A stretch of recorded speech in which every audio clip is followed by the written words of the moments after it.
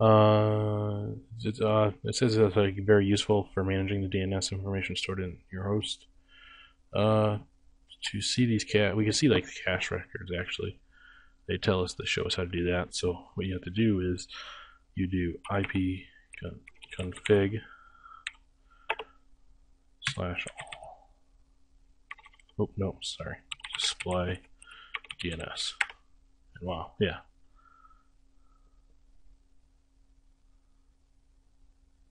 And yeah, it shows a lot of information. A ton of information, actually. And then we can clear it by doing IP config slash flush DNS. So we flushed it, we cleared it all out. There's nothing left. Yeah, so that's just getting familiar with ipconfig. Now we're going to move on to part 3. So now part 3, yep, we got Wireshark up and running. I added this to the filter, which they told us to. And now we're going to start capturing. So we're going to pick this. We're going to click start, and then we're going to go to a website that they asked us to go to. If I can get to it.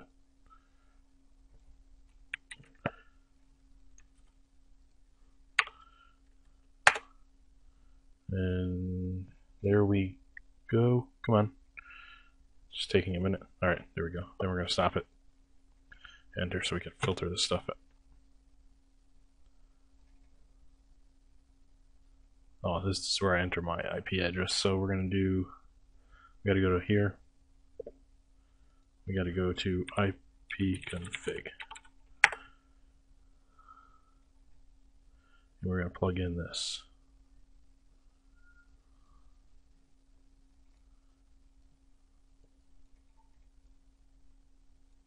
(192.168.12.2). And yep, there we go. Wow. There is a lot going on. So it asks us to answer some questions. So what we did for the first question, it asks, was it sent over UDP or TCP?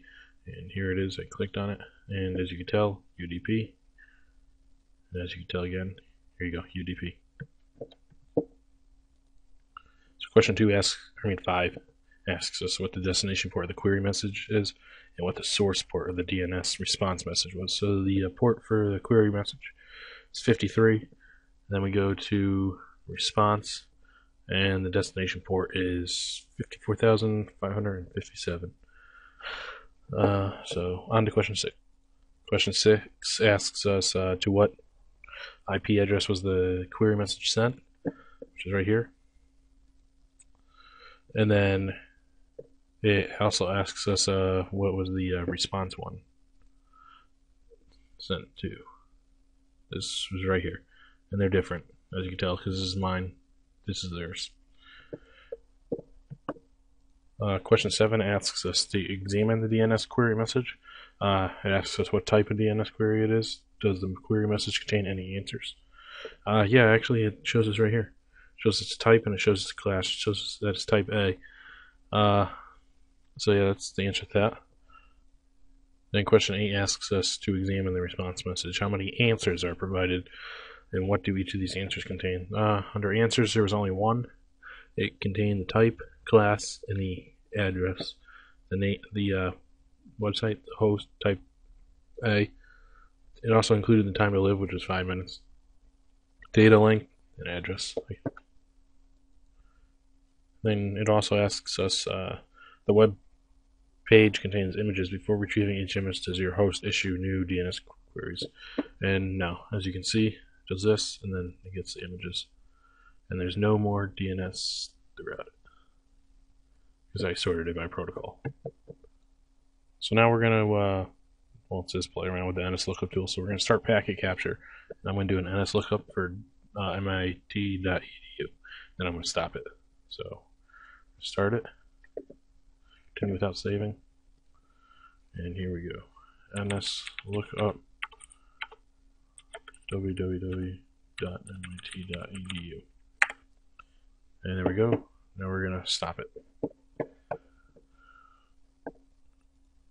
So now in question 11 it asks us to the DNS port of the query message and the source port of the response message, so we can get that easily.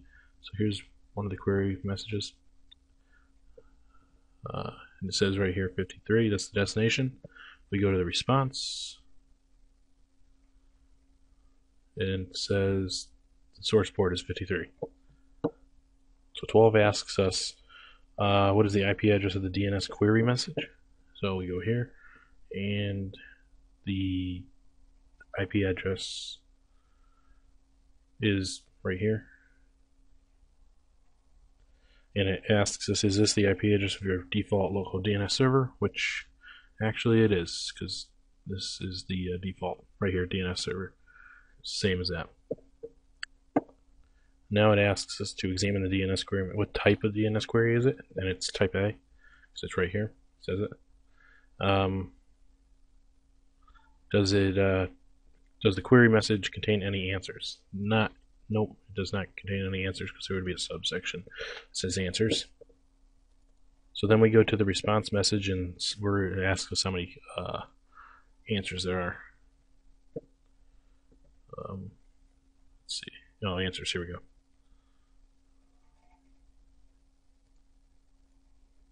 There's only one answer. And that's the information it gives us. And then at 15 it just says provide a screenshot, but obviously I've been recording it, so everything's been up here for you to see. So now it asks us to repeat it, but it asks us to do something a little bit different. So we're gonna, here, I'll type it in over here, then we'll click start, and I can quickly go over there and click enter. So we're gonna do ns lookup type equals ns mit.edu. So we're gonna go over here, we're gonna click start. So we're capturing. I just did that. It's done. Click stop. And we have a couple questions we got to answer. So 16 asks us to what IP address was the DNS query message sent. Is this the IP address of your default? And again, it is, which is right here, and default, which is right here, as you can see. So we'll go on to question 17. Examine the DNS query message. What type of DNS query is it? Does the query message contain any answers? So we'll go down to the bottom, and there are no answers. But it is a type NS and a class IN query. So when we go to look at the response, we're able to get all these. We're able to answer question 18. It says to examine the DNS response message. What MIT name servers does the response message provide? Does this response message also provide the IP addresses of the MIT name servers? So as you can tell, this is what we have for answers from the response. And here's the name server. And it does not provide the IP addresses,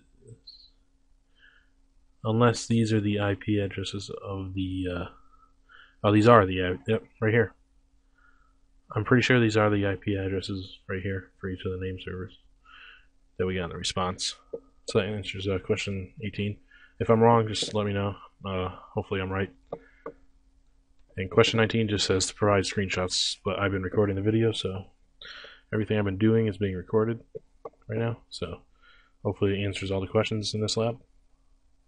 Now we move on to the last part of the whole subpart of this part. So basically we do it all over again. We just do something different with the NS lookup. So we're going to go over here, type it in before I start it up again. Do NS lookup www.aiit.or.kr.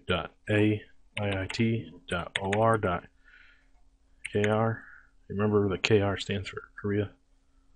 And then bitsy, since it's a server in Korea. Then we're going to go to bitsy.mit.edu. So we're going to go over here, start this up. We're going to continue without saving. We're going to go over here and hit enter. And there we go. We're going to stop this. Sort these. So go up here, look at the protocols. So we're going to answer some questions now. So 20 asks us to what IP address is the DNS query message sent? It's the IP address of your default local DNS server. If not, what does the IP address correspond to? So this one's up here, it corresponds to my default. But when I come down here and I see this, look at this one. This is not my default IP address. It's the source is well, that's the response, sorry. And this is me sending it to there. So the destination should be, yep, right here. But if I look at this one, this is my default. So I'm pretty sure, I'll look at both of them when I answer these questions. So one does correspond, one does not. This one's a type, what type of query? Type A, authoritative. And then this one right here is type PTR.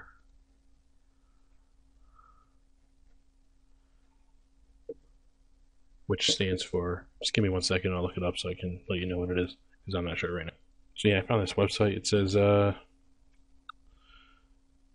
PTR records resolve IP addresses into host names.